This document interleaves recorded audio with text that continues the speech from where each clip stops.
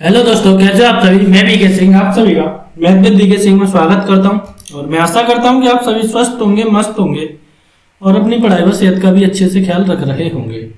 तो ये ट्रेन चला हुआ है, हमारा ट्रेन का थर्ड सेशन है और काफ़ी अच्छे से आप एंजॉय कर पा रहे हो। इससे पहले 2 सेशन कंप्लीट हो चुके हैं और उससे पहले टाइम एंड डिस्टेंस कंप्लीट हो चुका है। अगर ट्रेन कंप्लीट का कंप्लीट समझना है तो पहले आपको टाइम एंड डिस्टेंस देखना है, क्योंकि इसकी मेन भूमिका वहां से बन चुकी होती है। बस इसमें थोड़ा सा आपको केस चलाने होते हैं। और वो केस कौन से होते हैं? केस फर्स्ट होता है जब रेलगाड़ी एक खंभे को पार करे, एक पेड़ को पार करे, एक व्यक्ति को पास करे। केस सेकंड होता है जब रेलगाड़ी एक प्लेटफॉर्म को पार करे।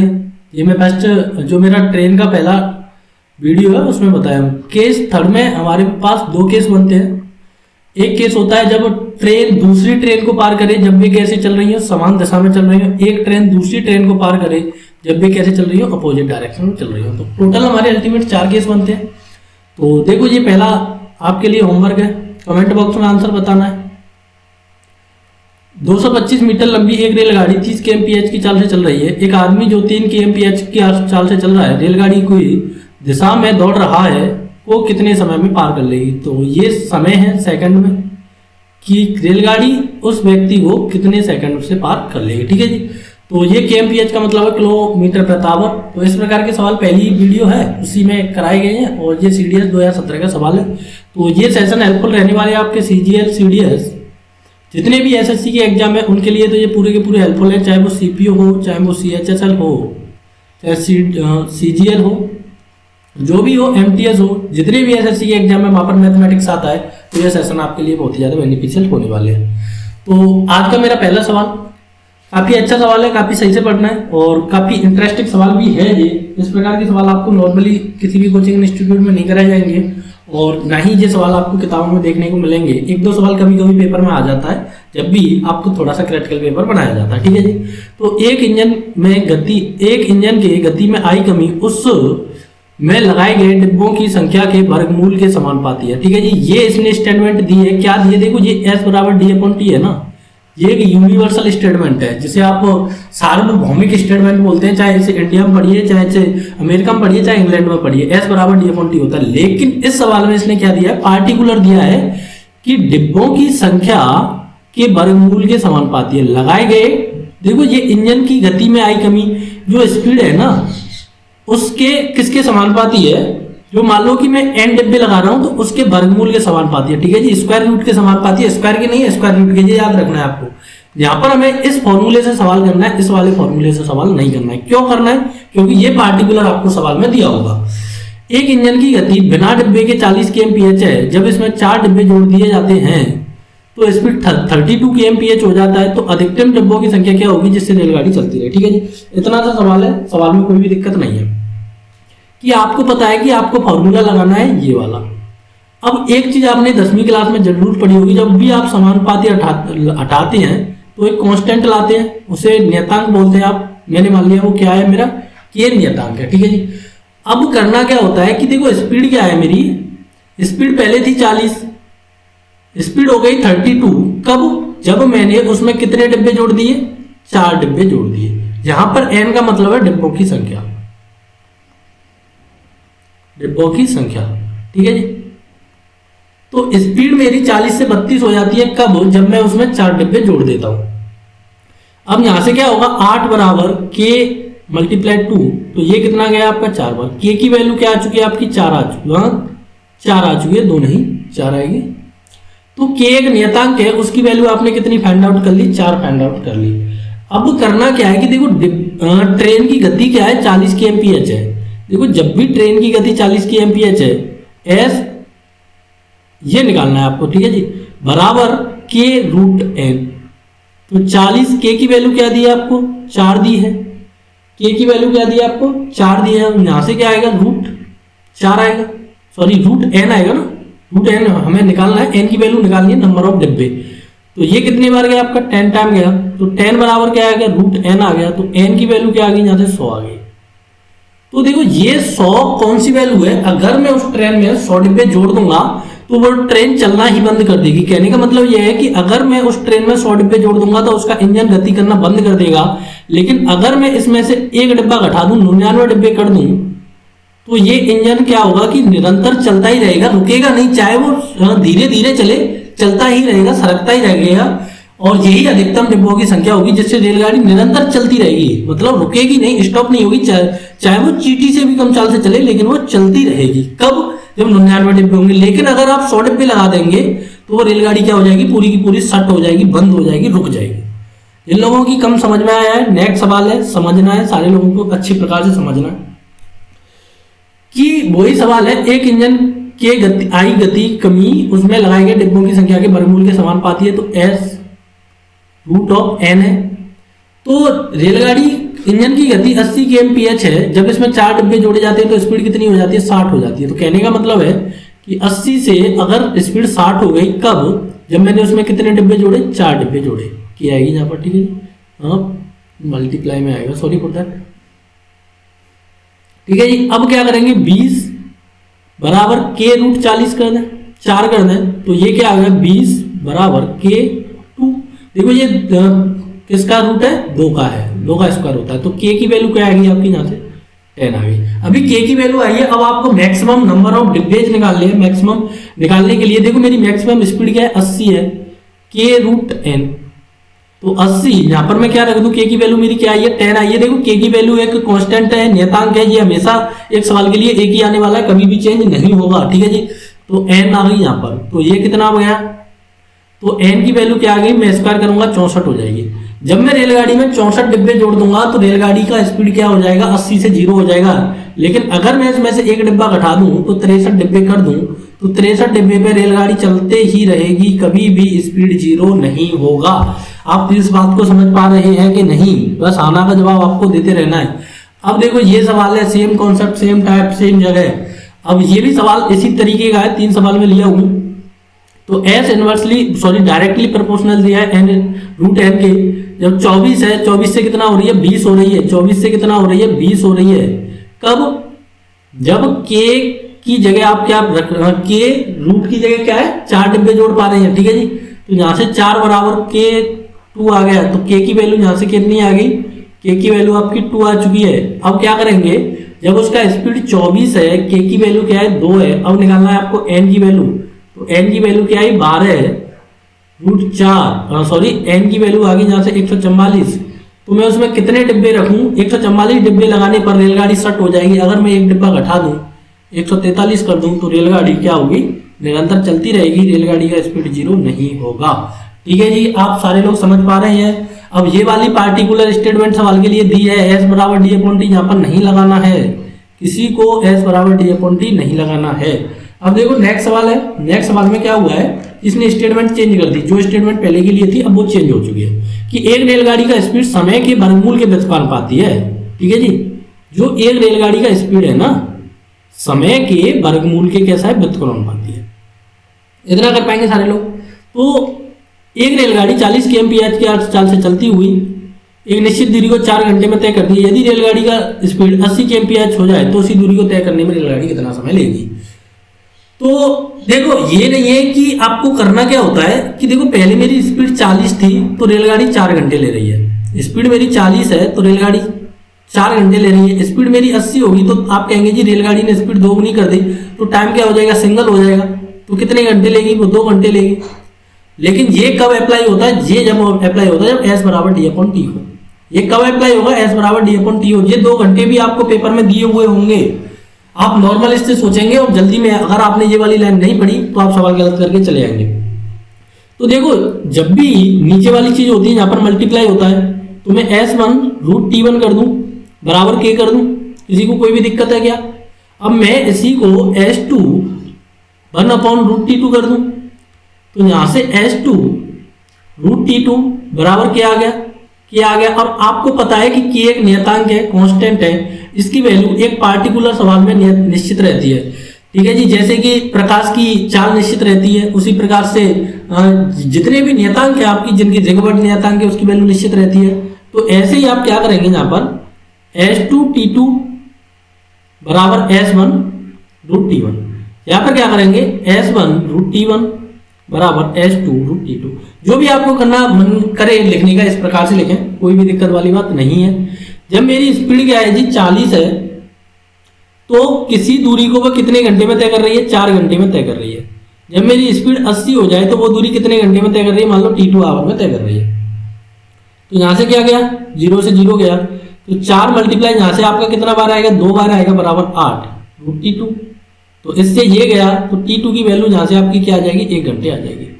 अब वो देखो ये तो 1 घंटे आ गई आपकी किससे, सवाल को निकालने के तरीके से। अब डायरेक्ट भी आप इसका सवाल का सॉल्यूशन निकालेंगे कि आपको पता है कि 40 km से 4 में तय कर रही है, 40 km से 4 में तय कर रही है, लेकिन ये किसके व्युत्क्रमानुपाती है, 2 रूट के व्युत्क्रमानुपाती है। तो यहाँ से 2 हो गया तो 80 हो जाएगी, तो ये इसका आधा हो जाएगा, तो ये कितना हो जाएगा, 1 आवर हो जाएगा। क्योंकि मैं इसे इसका रूट ले लिया हूँ, तो यहाँ भी जो भी संख्या आएगी मैं उसका रूट लेकर उसको खत्म कर दूंगा। ठीक है जी, तो इस प्रकार से भी आप डायरेक्ट सवाल बना पाएंगे, किसी को कोई भी दिक्कत नहीं है। और ये सवाल काफी अच्छे हैं, एक ही बार में प्रॉपर नोट्स बनाना है और फिर उसी का रिवीजन करना है। नेक्स्ट सवाल है कि 2 रेलगाड़ी का स्पीड का रेशियो दिया है मेरे को 3:4, एक दूसरे के विपरीत दिशा में। दिशा कैसी है जी, विपरीत है, डायरेक्शन अपोजिट है। एक विद्युत खंभे को प्रत्येक 3 सेकंड में पार कर जाती है। तो टाइम दिया है मेरे को, प्रत्येक कितने सेकंड में पार कर रही है, 3 सेकंड में पार कर रही है। मान लो एक ये ट्रेन चल रही है, एक खंभा आया, इसे पार कर गई 3 सेकंड बाद। तो कहने का मतलब ये है कि ये खुद को कितने सेकंड में पार कर पा रही है, ट्रेन 3 सेकंड में पार कर पा रही है। ऐसा क्यों हो रहा है, क्योंकि देखो एक की स्पीड ज्यादा है, एक की स्पीड कम है, फिर भी 3 सेकंड में पार कर रही है। क्यों, क्योंकि इन रेलगाड़ियों की लंबाई में अंतर होगा। तो यहां से मैं लेंथ निकाल लूं रेलगाड़ियों की, या फिर आप कहेंगे ये डिस्टेंस होगी, या फिर क्या कहेंगे, रेलगाड़ी की लंबाई होगी। रेल की लंबाई आपको पता है कि जब व्यक्ति को पास करें, विद्युत खंभे को पास करें, तो यही क्या होता है, रेलगाड़ी की लंबाई होता है। एस बराबर क्या होता है जी, D/T होता है। एस मल्टीप्लाई टी कर दूं तो मेरा क्या आ जाएगा, डिस्टेंस आ जाएगा। तो ये स्पीड है, ये टाइम है, तो यहां से मेरा डिस्टेंस आएगा 9 और 12। 9 और 12 का रेशियो आ गया, किस में आएगा जी, मीटर में आएगा। अब ये कह रहा है कि ये एक दूसरे को कितने समय में पार करेंगी। जब मेरी देखो एस बराबर D/T है, दोनों रेलगाड़ियों की लंबाई क्या है, 9 और 12। आपको पता है कि डिस्टेंस ऑलवेज क्या होता है, प्लस होता है। मैं टी इधर ले लूं तो एस इधर आएगा, तो टी बराबर 9 + 12।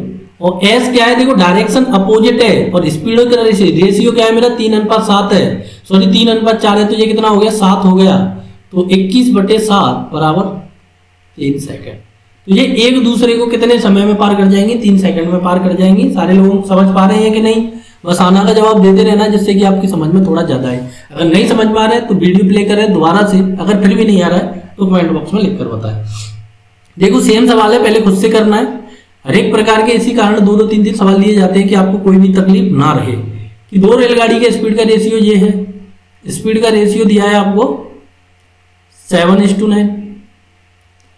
समांतर पटरी पर एक दूसरे की विपरीत दिशा में चल रही हैं, और ये एक विद्युत खंभे को टाइम दिया है आपको 4:5। तो यहां से क्या आएगी, डिस्टेंस लिख दे, या फिर क्या लिखेंगे, रेल की लंबाई।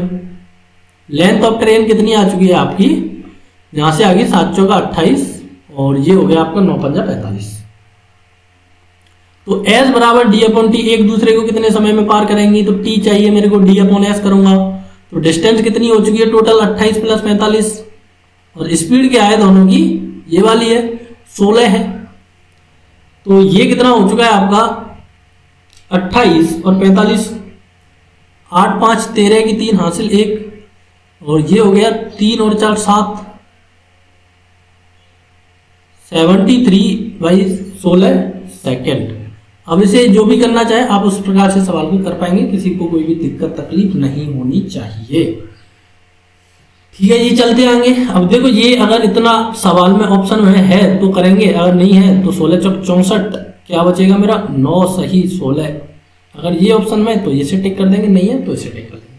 जो भी ऑप्शन में आपको मिल जाए उसको आपको टिक करना है। चलते हैं नेक्स्ट सवाल पर। काफ़ी आज अच्छे सवाल हैं और काफ़ी आसान भी सवाल है। ये बहुत बेहतरीन सवाल है और काफ़ी देखो लग रहा है इतना बड़ा है कि आपसे नहीं हो पाएगा, लेकिन सवाल में उतना ही कम दम है जितना कि इसे देखने में आपको डर लग रहा है। कि 2 रेलगाड़ी ए और बी क्रम से एनडी का मतलब होता है न्यू दिल्ली एवं मुंबई से एक ही समय पर एक दूसरे की ओर, देखो एक रेलगाड़ी ए है, एक रेलगाड़ी बी है, ये एम से चल रही है नई दिल्ली से, ये एम से चल रही है, ठीक है जी, मुंबई से चल रही है। इसका स्पीड क्या है 80 है, एक दूसरे की ओर चल रहे हैं, इसका स्पीड क्या है 96 है। और यह रास्ते में एक निश्चित बिंदु पर मिलते हैं। यदि रेलगाड़ी ए रेलगाड़ी बी से 180 km कम दूरी तय किया है तो एनडी व मुंबई के बीच की दूरी क्या है। ठीक है जी, देखो एस बराबर क्या होता है, डी अपॉन टी होता है। आपको पता है कि जब आपका एक ही समय पर, देखो इसने क्या बोला, एक ही समय पर, तो टाइम कैसा कर दिया इसने, कांस्टेंट कर दिया। टाइम कैसा कर दिया, नियत कर दिया। जब मेरा टाइम नियत होता है तो एस डायरेक्टली प्रोपोर्शनल होता है किसके, डी के। तो यहां से स्पीड का रेशियो क्या दिया, 80:96 दिया है। और डिस्टेंस का रेशियो भी क्या आएगा, डिस्टेंस का रेशियो भी आएगा मेरा 80:96, डायरेक्टली प्रोपोर्शनल है। जो स्पीड का रेशियो है वही मेरा डिस्टेंस का रेशियो आएगा। तो इसे मैं किससे काट दें, 16 पंजे 80, 16 छिंग 96, 16 पंजे 80, 16 छिंग 96 होती है जी। ठीक है, तो बी ने कितनी डिस्टेंस ज्यादा तय की है, एक तय की है। ए ने कितनी कम तय की है, 180 कम तय की है। तो एक की वैल्यू क्या दी है आपको, 180 दी है। तो वैल्यू किसकी पूछी है आपको, टोटल डिस्टेंस क्या है मेरी, 11 है। टोटल डिस्टेंस क्या है मेरी, 11 है। तो टोटल डिस्टेंस मेरी 11 है, 11 गुणा 180 कर दूंगा तो 1800 वो हो जाएगा, और 180 और लगा दूंगा मैं इसमें, तो मेरा हो जाएगा जी 1980 किलोमीटर। तो ये टोटल डिस्टेंस आ जाएगी दिल्ली और मुंबई के बीच में 1911 किलोमीटर। काफी लोगों की कम समझ में आया है, तो कोई दिक्कत नहीं है। अगला सवाल सेम प्रकार का है, उन्हें खुद से ही बनाना है कि दो रेलगाड़ी ए और बी न्यू दिल्ली और आगरा से चल रही हैं और उनके स्पीड का रेशियो क्या दिया है जी, मैं डायरेक्ट बताता हूँ, 40:60 है। तो जब टाइम सेम है एक ही समय पर, तो जो स्पीड का रेशियो है वही किसका रेशियो होगा, डिस्टेंस का होगा। तो 2:3 होगा। 180 km दूरी कम तय की, ए ने ही 180 कम दूरी फिर से कम तय की है। सवाल में कोई भी एरर है, क्योंकि पिछले सवाल में भी 180 था, पर कोई नहीं, निकालेंगे आंसर तो फिर भी आना है। एक की वैल्यू क्या दी है, 180 दी है। टोटल कितनी हो पा रही है डिस्टेंस मेरी, टोटल डिस्टेंस यहाँ से मेरी 5 यूनिट हो रही है, तो 5 की वैल्यू क्या आएगी, 900 किलोमीटर आएगी। 18 पंजे 90 होता है। ठीक है जी, किसी को कोई दिक्कत तकलीफ हो तो बताओ, नहीं है किसी को भी नहीं है दिक्कत तकलीफ। चलते हैं नेक्स्ट सवाल को, पहले खुद से करना है। एक रेलगाड़ी एक निश्चित दूरी 45 मिनट में तय करती है। देखो एस बराबर डी अपॉन टी, जो निश्चित वर्ड है उसे को पकड़ना है आपको। क्या निश्चित है, दूरी निश्चित है, कांस्टेंट हो गई। तो एस इनवर्सली प्रोपोर्शनल किसके है, टी के है। तो जो मेरा किसका रेशियो है, टाइम का रेशियो है। टाइम का रेशियो क्या है, 45 है, और फिर कितना है, 48 है।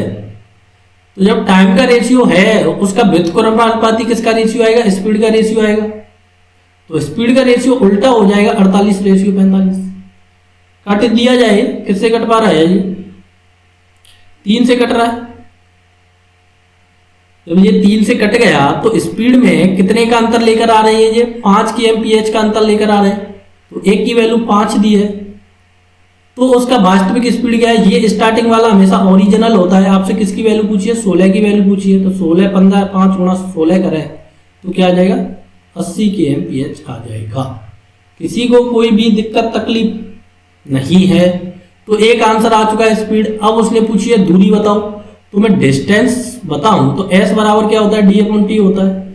तो डी की वैल्यू क्या होती है, एस अपॉन टी होती है। स्पीड क्या आ चुकी है मेरी, 80 आ चुकी है, और टाइम क्या है मेरा, 48 है। तो 48 को मैं किस में चेंज कर दूंगा, हाँ सॉरी गलत लिया हूँ। टाइम क्या है मेरा, टाइम है मेरा 45। तो ये टाइम है मिनट में, ये मैंने चेंज कर दिया घंटे में। तो 0 से 0, ये 4 बार, ये 3 बार, 3 से ये कितनी बार गया, 15 बार, और 15 चौका कितना होता है जी, 60 km। तो जो भी डिस्टेंस आएगी वो कितने किलोमीटर की आ जाएगी, 60 किलोमीटर की डिस्टेंस आ जाएगी। तो आज की वीडियो में देखो इतने ही सवाल है, आंसर आपको कमेंट बॉक्स में करना है। और जो भी सवाल है काफी अच्छे सवाल हैं, इस प्रकार के सवाल ही आपके पेपर में पूछे जाते हैं। और कोई भी सवाल पेपर से बाहर का नहीं है, और कोई भी सवाल किसी भी लेवल का नहीं है। मतलब आपके या तो CGL का है, या CDS का है, या CPO का है, सारे के सारे ऐसे सवाल करेक्ट किए गए हैं। अगर आपको वीडियो से फायदा होता है तो वीडियो को थोड़ा शेयर कीजिए। Don't forget to subscribe. Thank you for watching, take care, bye bye. जब तक के लिए जय हिंद।